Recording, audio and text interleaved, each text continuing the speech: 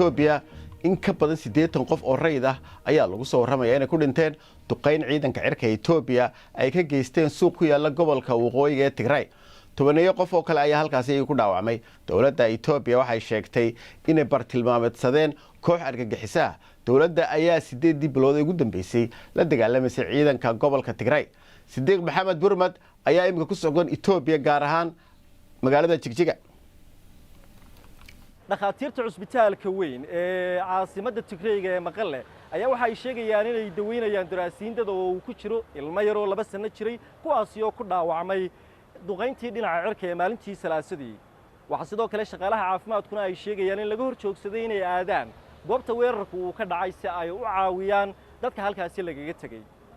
goobjoogayaal BBC-da waxay u sheegayaan in ciidamada militariga ee Itoobiya ay dhinaca cirka ku duqeeyeen meel 25 kiiloomitir u jirta magaalada Maqale oo suuq ahayd. balse ciidamada militariga ee Itoobiya waxay beeniyeen in ay dad shacab ah ay bartilmaameedsadeen.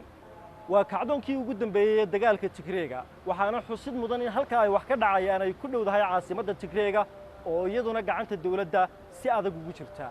Sidiiq Maxamed Burmad, BBC Jigjiga. kumanaan caruur oo soo galooti ah ayaa lagu hayaa xerooyin ku yaala gobolka Texas ee dalka Mareykanka. xerooyinkaasi oo